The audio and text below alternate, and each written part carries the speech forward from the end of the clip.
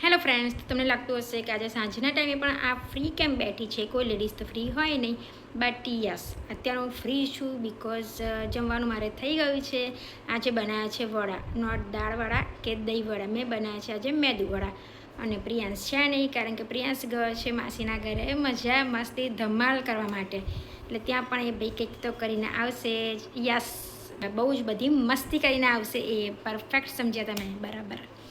એટલે હું અને નિકુંજ જ છે આજે. તો હા, નથી ગમતું એના વગર, કારણ કે એ હોય ને તો કંઈક ને કંઈક તમારી વચ્ચે ચાલતું જ હોય, પણ નથી એટલે ગમતું પણ નથી.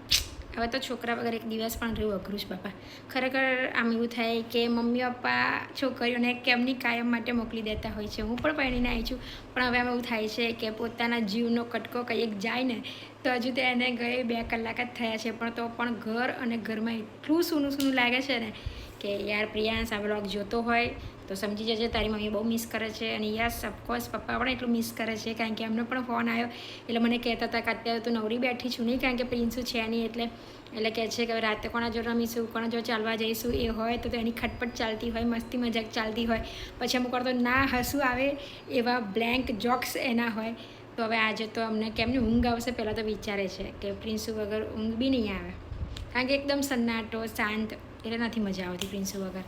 તો પ્રિન્સુડા કાલે જલ્દી આવી જજે, વી મિસ યુ. હવે બસ નિકુંજની રાહ જોઉં છું, કારણ કે નિકુંજ ઓફિસથી આવે એટલે અમારે જવું છે બહાર, કારણ કે પ્રિન્સુ છે નહીં તો અમે એને યાદ બહુ કરીએ છીએ. એટલે પછી નિકુંજે કીધું કે આપણે એના માટે કોઈક સરપ્રાઈઝ ગિફ્ટ લેવા જઈએ, કાલે આવે એટલે એને આપીશું.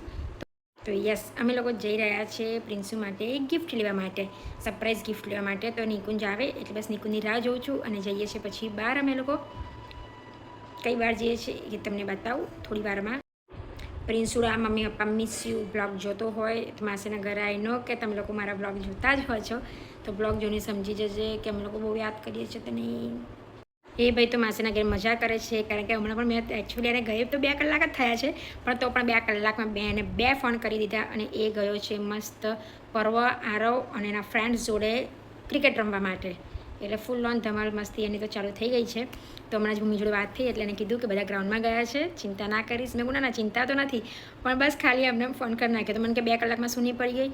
મેં કીધું ના પણ રિયલમાં હા સૂની પડી ગઈ હતી એના વગર.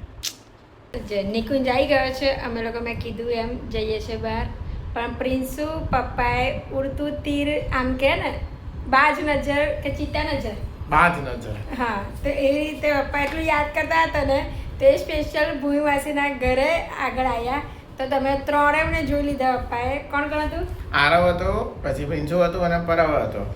આરવે કોફી કેવી ચટાપટાવાળી T shirt, Priyansh green colour T shirt અને હાથમાં સ્ટમ્પ બમ પૂચકીને 3 જણા ચાલતા હતા. 3 નહીં 4 હતા, ચોથું ખબર નહીં કોણ હતું. હા એવું કંઈક હશે, ચોથું કોઈક બીજું કંઈ હતું.